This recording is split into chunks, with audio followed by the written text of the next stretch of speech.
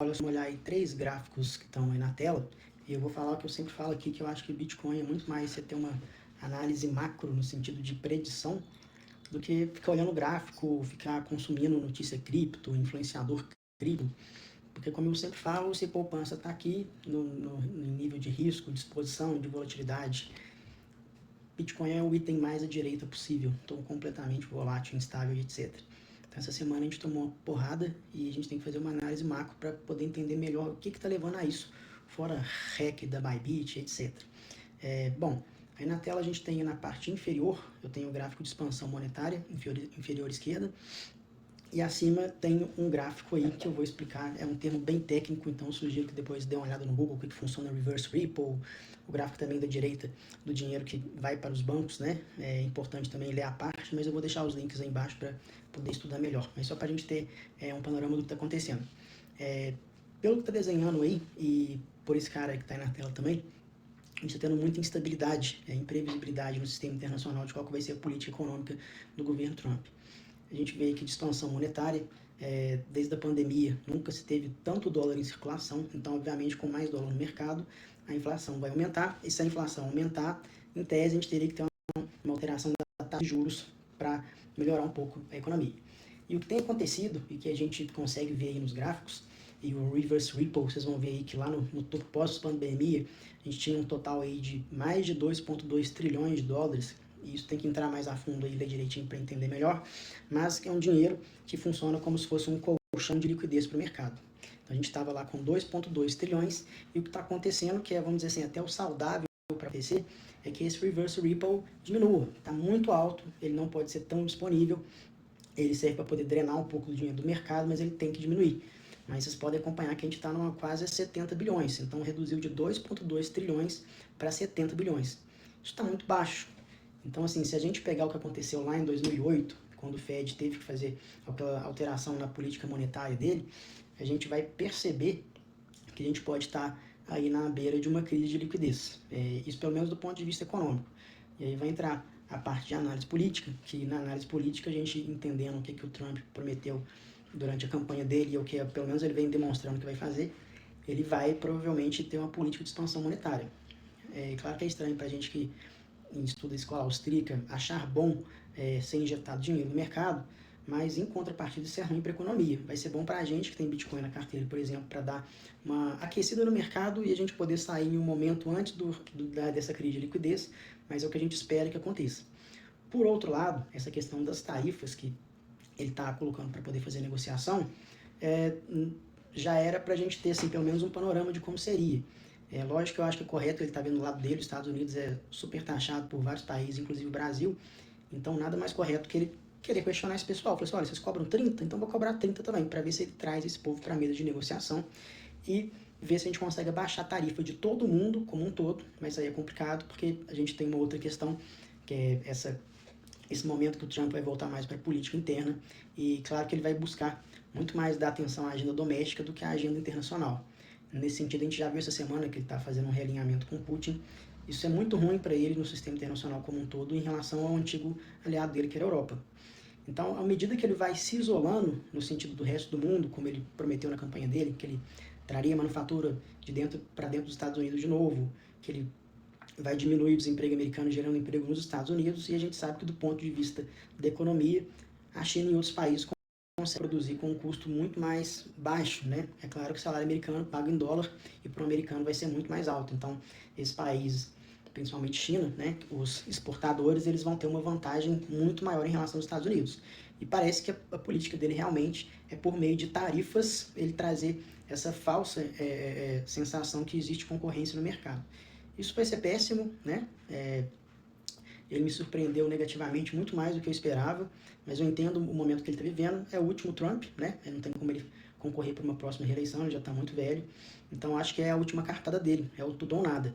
Então, pro tudo ou nada dele, se a minha análise estiver correta, eu acho que é muito provável que ele vai fazer a expansão monetária, porém, ele vai ter que lutar contra esse reflexo do mercado doméstico americano, porque, obviamente, a gente vai ter inflação depois. Porém, do que a gente vê nestes gráficos aí, é exatamente a gente vai caminhar antes disso tudo acontecer para uma crise de liquidez, né? Então, assim, o governo tem algumas maneiras de conseguir reverter isso do ponto de vista, vamos dizer assim, racional. Ele não pode abrir a torneira de forma descontrolada, que é o que eu acho mais ou menos que o Milei está fazendo na Argentina agora, porque em algum momento você, com a máquina do seu lado, você tem que usar essa vantagem para você conseguir ter, vamos dizer assim, esse punch inicial. O que é errado, que eu não sei se o Milei vai fazer e o Trump vai fazer, é assim, parar no momento correto, quando você pelo menos tiver uma estimativa, vamos dizer, aceitável do ponto de vista do retorno dessa injeção de capital que você fez no mercado. Mas do ponto de vista de escola austríaca, isso vai ser ruim, não tem jeito. Então, pessoal, para a gente poder entender o que está acontecendo com o Bitcoin, o que vai acontecer com o mercado de renda variável em geral, o mercado de renda variável ele depende muito, né, dos Estados Unidos, das políticas que os Estados Unidos implementam, e no momento, pelo menos nesses primeiros meses do governo do Trump, isso está muito claro que é completamente imprevisível.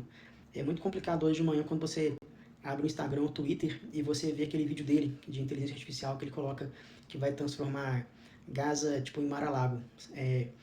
Isso gera um descontentamento e, de certa forma, vai tornando ele um player que ele vai ser isolado do ponto de vista global, no sentido de política. Em contrapartida, se a Europa conseguir, Europa e Ásia em geral, tiverem um alinhamento, mesmo que seja bilateral, isso no médio prazo vai botar os Estados Unidos para trás. E a gente ainda está no momento, que, como a gente vê aí nesse gráfico de baixa direita, a gente passou por um grande período disponibilizando muito dinheiro para os bancos e agora esse crédito está lá embaixo. Inclusive, o problema que a gente tem tanto no Senado do Congresso dos Estados Unidos hoje é justamente essa preocupação com os títulos da dívida externa. A dívida dos Estados Unidos está completamente impagável. Isso não é um problema, a gente tem muitos países que são assim. Acho que eu até já falei, por exemplo, por que o Japão não quebra? Ele tem um colchão de liquidez muito grande por causa da poupança. Ao contrário dos Estados Unidos, que é muito consumista. Então, em algum momento, a gente vai ter um crash. Não acredito que a gente esteja numa bolha, mas a gente tem que ter um entendimento também que, com mais imprevisibilidade do mercado, obviamente que aquele fluxo das ETFs diminuiu, né? Assim que elas foram lançadas, elas estavam dando muito lucro, o Bitcoin estava no topo histórico o tempo inteiro, esses fundos de investimento gigantesco, todo mundo entrou, e eu vou até mostrar depois em alguns gráficos de análise on-chain, que grande parte da rede está em lucro, então tem muita gente realizando, e obviamente as baleias estão comprando essa baixa. O problema é o seguinte, já tem, desde um pouco depois da pandemia, até falei isso no grupo essa semana, o preocupante é o seguinte, por enquanto todas as quedas estão sendo buy the dip, né? Tudo que a gente teve de correção até hoje, o pessoal comprou mais, principalmente naquela da NVIDIA. Então, assim, esses ruídos temporários, por enquanto, a gente continua se alavancando. Então, assim, é conhecido do Bitcoin que tem essas correções grandes, mas eu vou fazer uma análise também aqui da parte gráfica, para a gente dar prosseguimento. Vou botar aqui só aqui no M2 de novo, para vocês terem ideia, que desde depois que a gente chega na pandemia, esse aumento gigantesco da quantidade de dólar no mercado, ele baixou um pouquinho durante o governo de Biden e no final a impressora já estava ligada no talo de novo. Será que a gente vai precisar de fazer isso daqui de novo para conseguir aquecer o mercado? E ali a gente lembra que quando isso daqui aconteceu foi quando a gente teve o topo histórico e a out-season mais fantástica que já existiu. Então será que a gente precisa disso tudo? Vamos dizer, impressão de mais 20% do dólar em circulação no mercado? Bom, para a gente que está nesse posicionamento mais interessante, mas para o mercado em geral é uma merda. Então, que tenha um bom lucro nessa fase para depois poder comprar em um outro momento, beleza? Vamos aqui para o modelo do Stock to Flow. Stock to Flow, as linhas pontilhadas são as linhas do halving, e a gente está justamente neste momento aqui do ciclo anterior, tá vendo?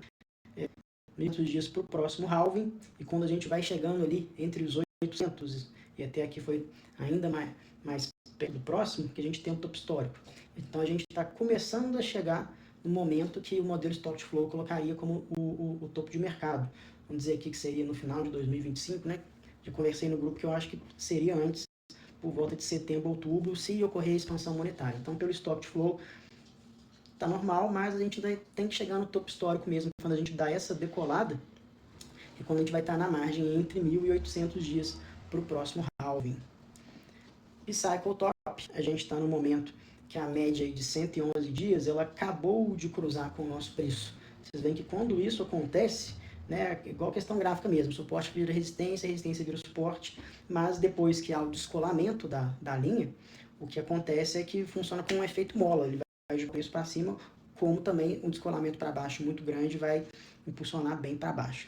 Como que a gente está aqui no Golden Rate Multiplier? no entendimento do gráfico, a gente ainda está numa fase de acumulação. A gente não chegou no topo da acumulação máxima, que a gente diria que é a saturação do mercado. Como a gente já havia falado antigamente, eu sempre passo esse daqui, principalmente naquele vídeo de estratégia de entrada e de saída, que são algumas ferramentas que a gente usa aí da parte que é disponível na internet gratuita, para a gente conseguir ter um entendimento se o mercado já está chegando naquele momento que está uma bolha, ou se está muito baixo, se é um momento bom de compra, etc. Esse daqui, por exemplo, é um bom gráfico. Quando a gente pega a banda mais de baixo, aquela banda amarela, que é a média do preço de 350 dias, ela sempre que está ali para baixo, você pode ver que você vai ter um bom período aí para poder fazer compra, como o MVRV, que eu sempre falo que o melhor momento de comprar Bitcoin é o MVRV abaixo de 1. No Bitcoin Rainbow Price, a gente está ali numa fase de acumulação ainda. A gente, nesse ciclo todo, né, a gente ainda não chegou naquela fase ali que realmente vira começa o buy para depois virar um fear of missing out. Então, por esses gráficos, a gente vê que a gente ainda, vamos dizer, a gente não teve uma queda significativa, que a gente saiu do que esse ciclo pode oferecer para a gente. Já está aqui no canal, conhece, esse daqui é um conjunto de várias dessas variáveis que fazem análise de saturação do mercado, e eles depois passam para a gente um valor que esse valor seria a média. Então, hoje a gente está em 74 de 100. Então, assim, a gente ainda tem espaço para poder crescer e não está caindo tanto no sentido de falar que ainda está bem frio. Então, ele faz uma média de todos esses que a gente está olhando aqui. Esse daqui é uma variável nova que a gente tem das bolhas de venda dos últimos 30 dias. Olha o tamanho das bolhas que a gente tem em 2025. E isso a gente passou por um grande aí, gente, em top histórico, a mais de 100 mil dólares. Então, assim, o pessoal compra e vende, não tem jeito. Quando o mercado está muito em alta, sempre vai haver aporte e um desaporte rápido de quem está querendo realmente só surfar essa onda de alta. E alta é muito fácil, alta todo mundo ganha dinheiro, né? Então, assim, por enquanto ainda está bem aquecido. E que eu queria falar, que eu tinha falado enquanto estava com a imagem na tela, vocês podem ver que a quantidade de gente que tem Bitcoin, que está no lucro, que é a parte azul, é enorme. Então, praticamente todo mundo que comprou a menos de 90 mil dólares aí, eu não vou colocar essa cotação de hoje, já chegou quase a 32, mas grande parte da rede está em lucro, então é normal também que o pessoal realize. E a gente tem que ter esse entendimento, né? É um gráfico que eu não tenho acesso aqui, que é o gráfico de alavancagem do mercado, que eu coloquei no grupo ali há mais tempo, e que é um mercado extremamente alavancado. Então, quando a gente tem essas liquidações, é um efeito cascata, e a gente fura esses suportes que a gente tem com muita facilidade, e depois ainda demora um pouco para conseguir crescer de novo. Desde o final de 2023, eu tracei esse canal paralelo, e a gente vê que o comportamento tem sido, né? Ele testou aqui uma vez a banda superior do canal, assim que ele testou ela, ele perdeu a banda medial e testou o fundo desse canal 2 vezes, e a gente pode estar caminhando para poder fazer isso de novo. Eu estou gostando desse setup do canal. Se a gente furar esse canal para baixo e essa banda inferior funcionar como resistência, se ele tiver uma queda, aí sim eu consideraria desembarcar mesmo, porque não acredito que a gente teria força para retomar esse padrão de preço que a gente teve aqui em cima. Mas toda vez que eu desconfio assim, do Bitcoin, a gente vem olhando, né, para trás, e a gente vê que são normais essas correções. 33% depois de um topo histórico. Então, se a gente pegar o nosso topo histórico, que chegou aqui, ó, 107, e a gente botar 30 e poucos por cento, a gente está em 71, que vai mais ou menos com o que eu falei que seria furar a banda inferior do canal e não conseguir voltar.